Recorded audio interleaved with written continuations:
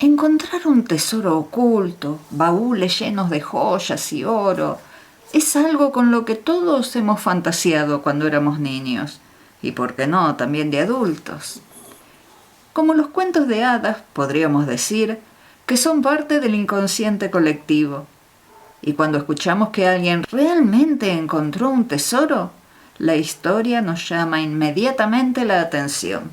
Y eso fue exactamente lo que ocurrió en Argentina allá por el año 1938, cuando el país se paralizó, siguiendo el caso que ocupaba las primeras planas de los periódicos y que sí, claro, tiene que ver con un tesoro.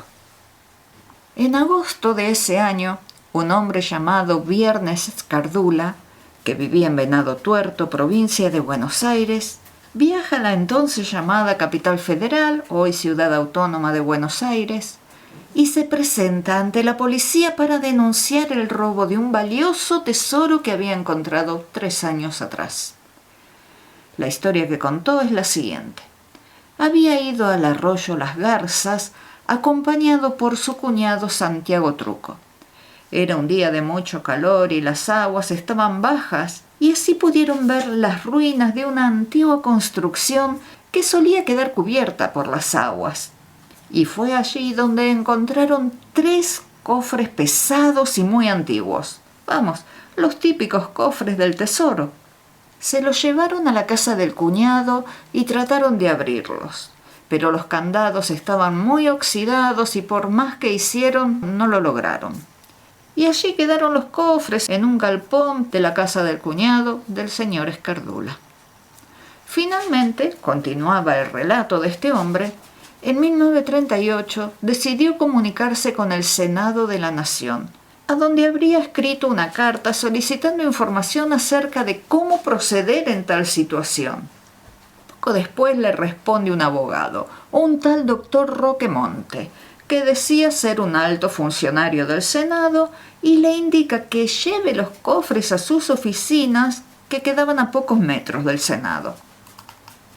Escardula lleva los cofres a estas oficinas y allí, con la ayuda de un herrero, logran abrirlos.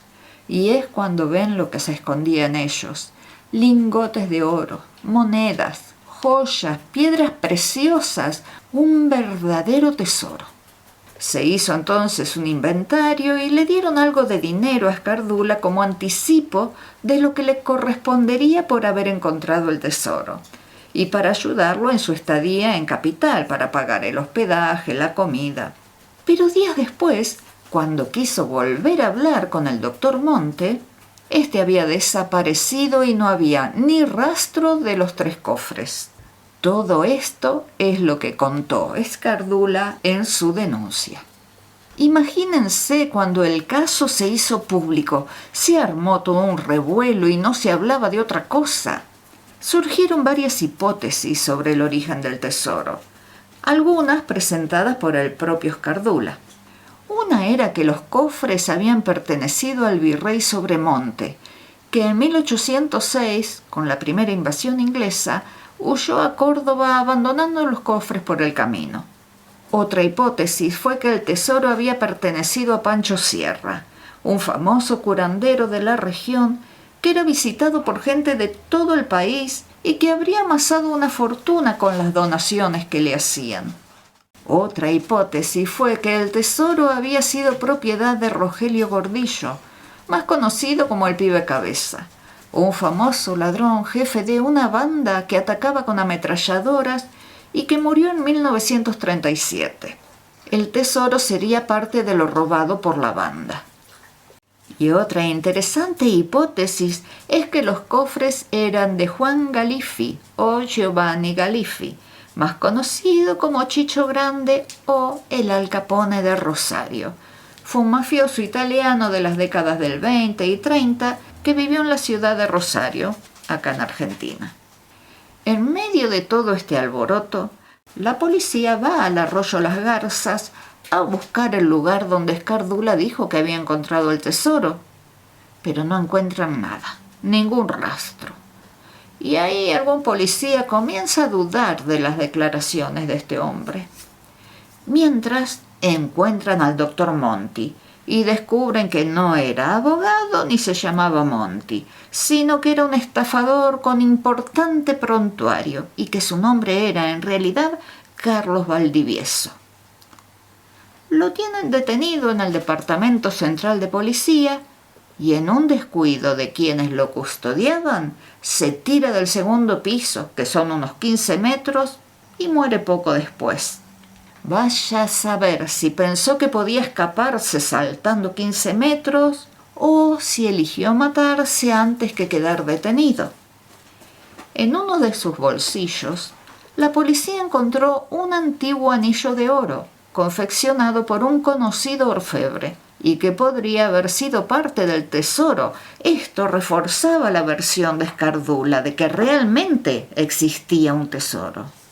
Luego de la muerte de Valdivieso, se supo que había sido parte de la banda de Galifi, el mafioso de Rosario, que aparecía en una de estas hipótesis que acabamos de mencionar. Todo se iba poniendo cada vez más raro. Cada vez se entendía menos lo que estaba pasando. Y es cuando la historia da un giro inesperado para todos los que la seguían por la prensa. Es que se presentó en las dependencias policiales un herrero de nombre Pedro Bonfanti, que afirmó que Escardula le había encargado la confección de 3 cofres que no se pudieran abrir fácilmente y que parecieran muy viejos. Con esta declaración se confirma que la noticia del tesoro no había sido más que una estafa, y ahí empezaron a aparecer muchas personas declarando que Escardula, mostrando los cofres falsos, les había pedido dinero que iba a devolverles cuando se abrieran los cofres. Escardula, decían, era un estafador, jugador, falso curandero. Todos tenían algo que decir de él, y nada bueno. Hasta el cuñado, que supuestamente había encontrado los cofres con él, negó todo, y hasta dijo que también él y su madre habían sido estafados con el cuento del tesoro. Al parecer, Escardula había estafado a tantos vecinos que no vio otra salida que inventar que él mismo había sido estafado y le habían robado los cofres, para así no tener que devolver nada. Al final, Escardula terminó confesando que lo del tesoro era falso. Fue preso un par de años, salió, volvió a practicar el curanderismo y terminó preso por ejercicio ilegal de la medicina. 4 años le dieron. Y cuando salió, se fue a vivir a la provincia de San Luis. Aunque intentó retomar su carrera de estafador, ya la gente estaba alertada sobre él, había salido en todos los diarios, y terminó muriendo en la década del 70. Poco antes de morir, había afirmado que lo del tesoro era real y que se vio obligado a confesar que era mentira, pero a esta altura nadie le creyó. Real o no, este tesoro fue una verdadera maldición para quienes fueron estafados, para el falso doctor Monti que se tiró por la ventana y para el propio Escardula que terminó viviendo en la pobreza.